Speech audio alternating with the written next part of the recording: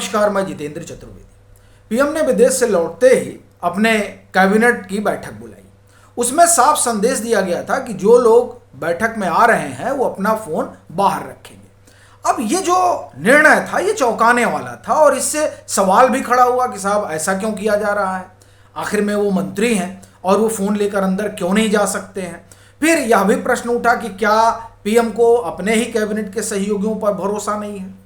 ये जो तमाम सवाल उठ रहे थे इनका जवाब तब सामने आया जब केंद्रीय गृह मंत्री के टेबल पर आईबी की रिपोर्ट पहुंची। वो रिपोर्ट जो है वो बड़ी सनसनीखेज है।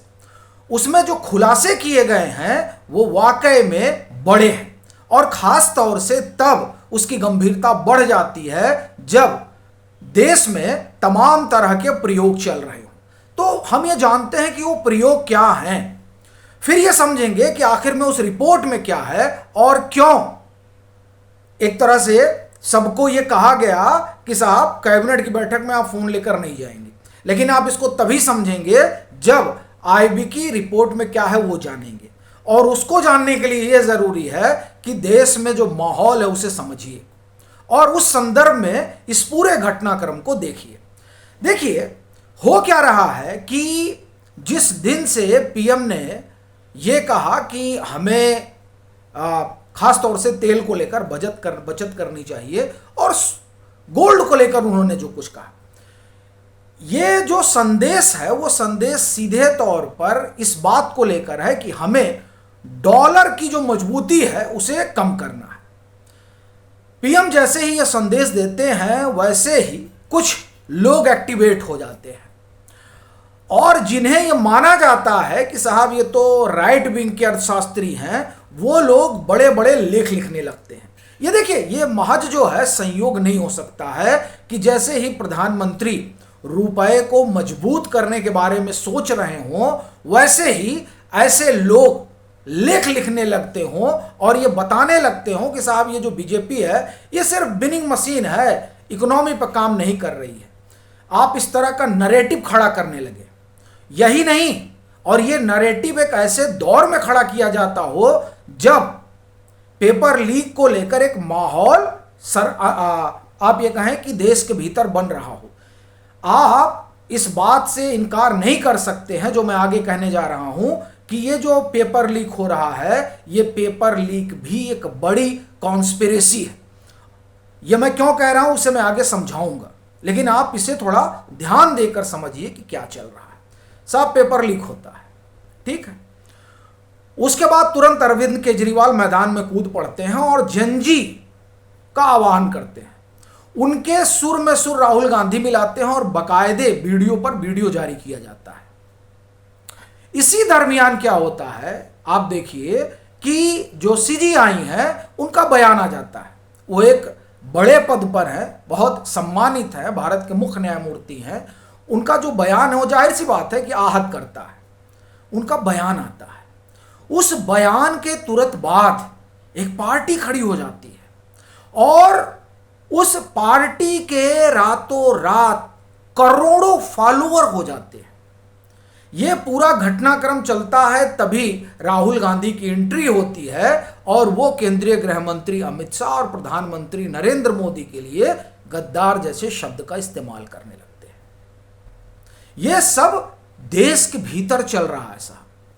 और आप देखिए ये जो पूरा घटनाक्रम है इस घटनाक्रम को कैसे आधार दिया गया।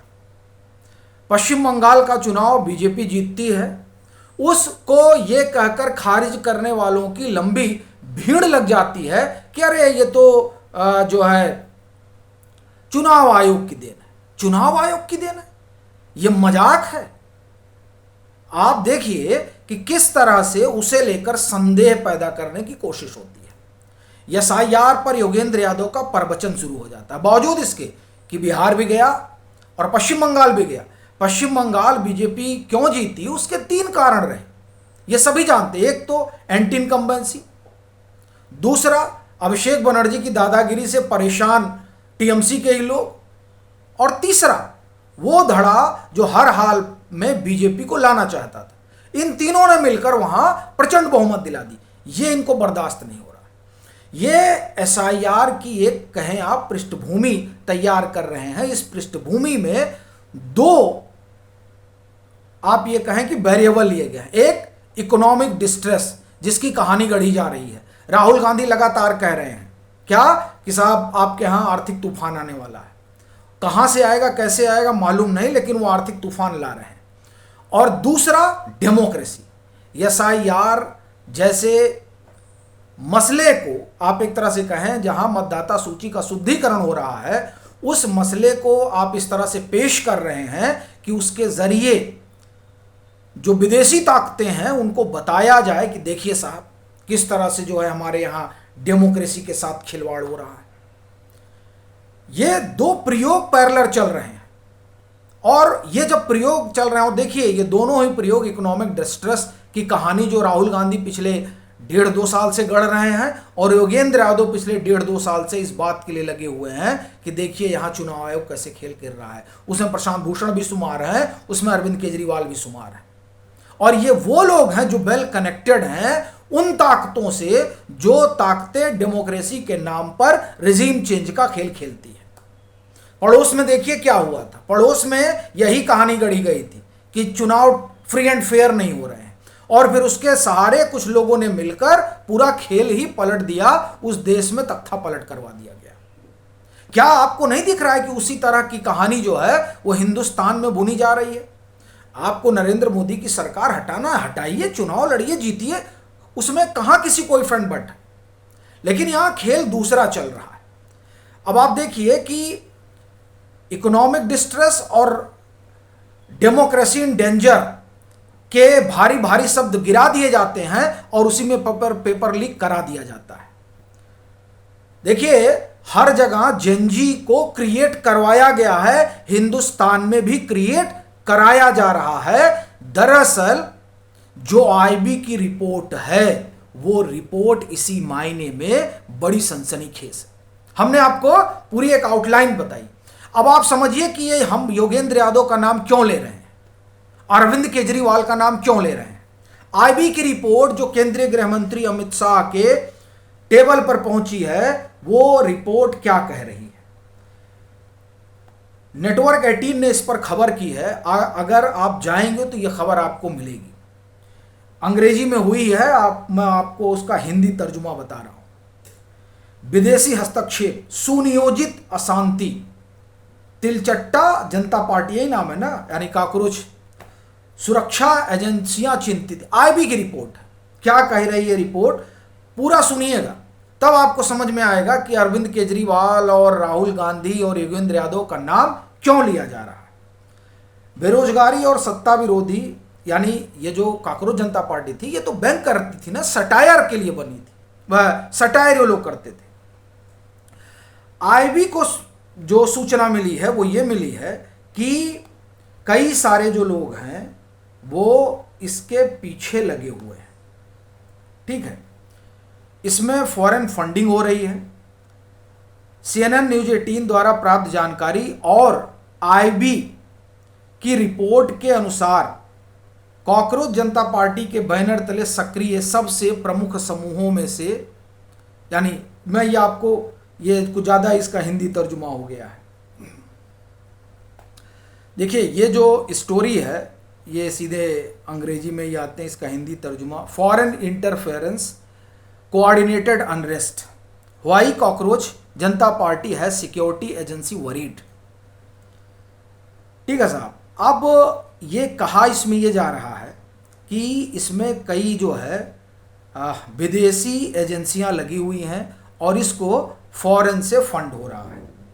लेकिन इस पूरे फंड की जो कहानी है वो कहानी दरअसल जब इसकी पड़ताल शुरू हुई, आईबी ने पड़ताल शुरू की तो पता चला कि साहब ये जो पेज है ये पेज 2021 में बना। कहाँ बना?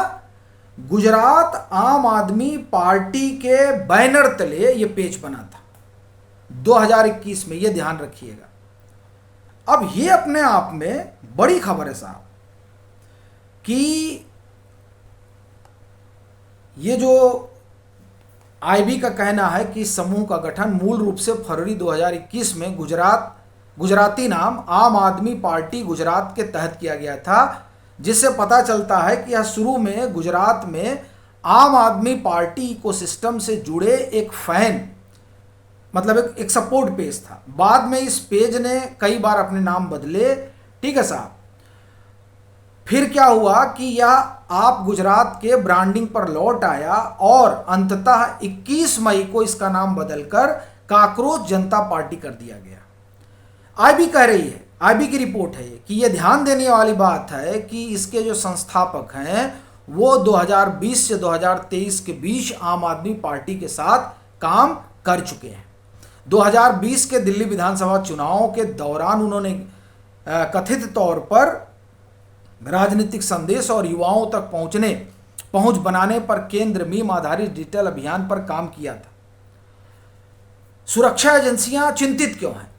यहां एक तो ये इनका इतिहास है, दूसरा बड़ी तेजी से इनकी फॉलोइंग बढ़ रही है और संकट ये आईबी के सामने कि जिस तरह से इनकी फॉलोइंग बढ़ रही है वो अभी ये जो सोशल मीडिया पर चल रहा है ये जमीन पर ना आ जाए। इसके कारण एजेंसियां अलर्ट मोड में हैं और तमाम जो सोशल मीडिया के प्लेटफॉर्म हैं उन प्लेटफॉर्म को निर्देश दिया गया है। ये ध्यान रखिएगा कि हमारे पड़ोस में जितना भी इस तरह से जनजी का हुजूम क्रिएट किया गया है उस हुजूम को क्रिएट करने में सोशल मीडिया की बड़ी भूमिका रही है। तो आईबी इसलिए अलर्ट है और ये जो पूरी रिपोर्ट है ये गृह मंत्री के टेबल पर रखी गई है। अब आप कहेंगे कि इसका फोन न ले जाने से क्या संबंध है? देखिए सीधा संबंध ये है कि मामला अब सेंसिटिव हो चुका है। इससे इस घटना से एक बात तो निकल कर सामने आती है ना कि कोई है जो हिंदुस्तान में कुछ कराना चाहता है। वो कौन है? ये तो अपने आप में रहस्य है कि कौन है वो जो इस तरह का खेल करवाना चाह रहा है। लेकिन ये रहस्य नहीं है कि जो कराना चाह रहा है वो कहां तक घुसा हुआ है, इसके बारे में कोई अंदाजा नहीं है। तो क्या पता कि हमारे जो सहयोगी हैं कहीं उनके फोन में भी ना घुस गया हो। और वैसे भी आप जान ही रहे हैं कि जो ये नेट है और इंटरनेट है ये सुरक्षित नहीं है। अगर आप कोई सिक्योरिटी कंसर्न से जुड़े मसले पर बात कर रहे हैं तो फोन ऑन करके आप नहीं कर सकते हैं। आप देखिए जितने भी इस तरह के बड़े बड़े सिक्योरिटी एनालिस्ट हैं वो लोग इंटरनेट और इस तरह के मोबाइल फोन का इस्तेमाल नहीं करते हैं। तो इसलिए जो है कहा गया कि नहीं साहब फोन जो आप लोग बाहर रखिए चूंकि मामला सिक्योरिटी का है। तो ये पूरी कहानी है। आपकी अपनी क्या राय है जरूर साझा करिएगा।